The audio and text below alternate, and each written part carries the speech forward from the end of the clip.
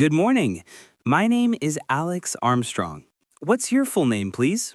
Good morning. My name is Sarah Lee. Thank you. May I see your identification, please? Of course. Here it is. Thank you very much. All right, let's begin.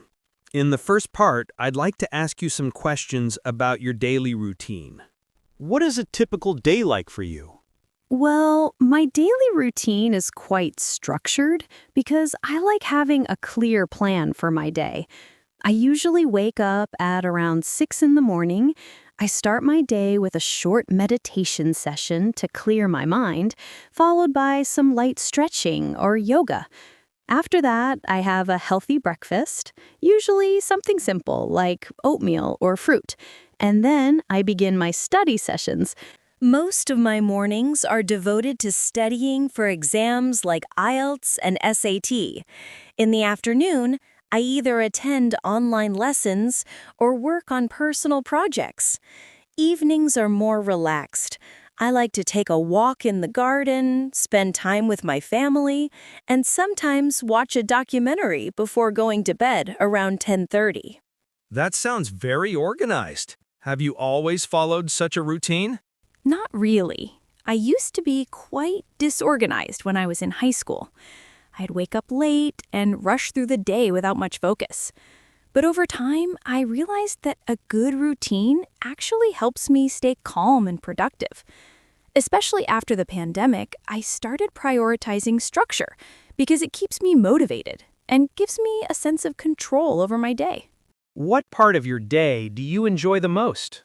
Definitely the early morning. It's quiet, peaceful, and it feels like the world hasn't woken up yet. I find that I'm most creative at that time. I often come up with new ideas for my English videos or study plans. It's like my mind is completely fresh and ready to absorb new things. Is there anything you would like to change about your daily routine? If I could change one thing, I'd like to include more physical activity. I sometimes skip exercise when I'm too focused on studying, but I know how important it is for both mental and physical health. I'd also like to spend less time on my phone in the evenings. Scrolling through social media before bed isn't the best habit. Do you prefer to plan your day in advance or just go with the flow? I definitely prefer to plan in advance. I use a digital planner to schedule my tasks, and I find that ticking off items from my to-do list gives me a great sense of accomplishment. Of course, I leave some room for flexibility because unexpected things happen, but having a plan keeps me focused and reduces stress. Now, I'm going to give you a topic. You'll have 1 minute to think about it, and you can make some notes if you wish. Then, you'll need to speak for 1 to 2 minutes.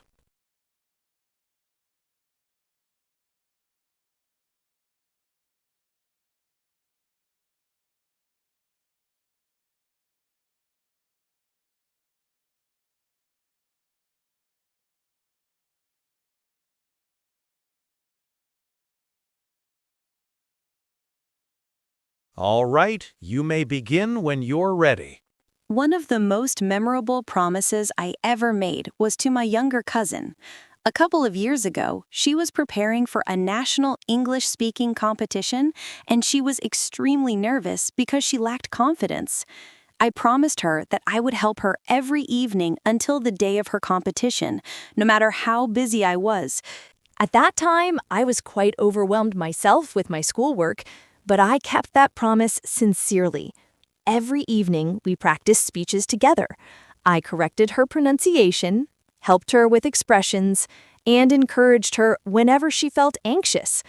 There were days when I was tired and felt like skipping the session, but I didn't because I knew she was depending on me.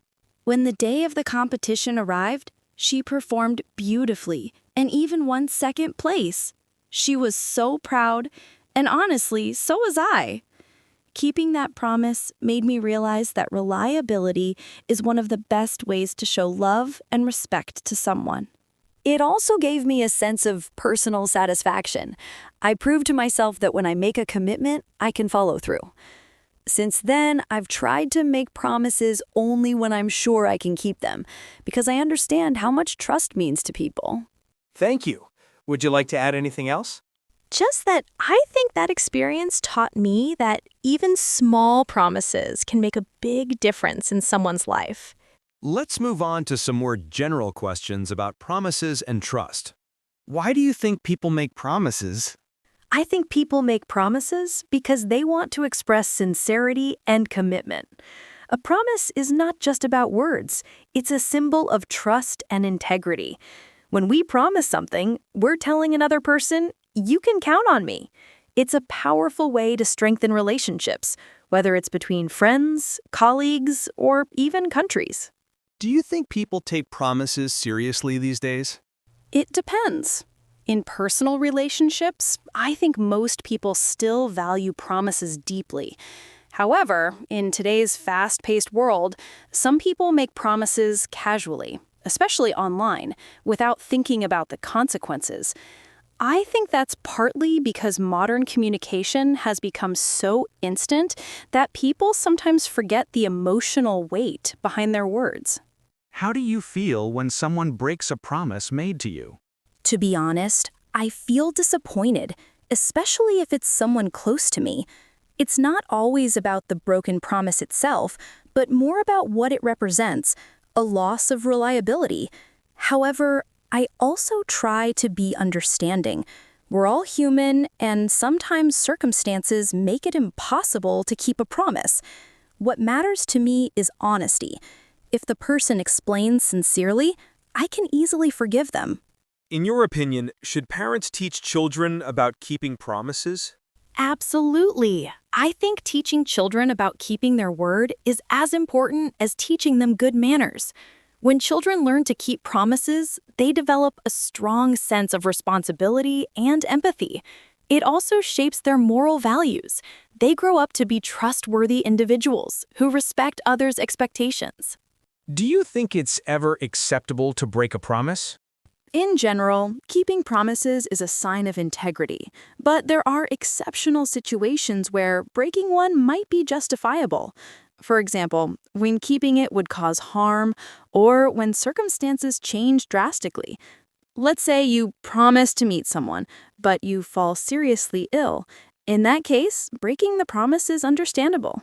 What's important is to communicate honestly and not simply ignore it. How do promises affect trust in society? I believe promises are the foundation of social trust.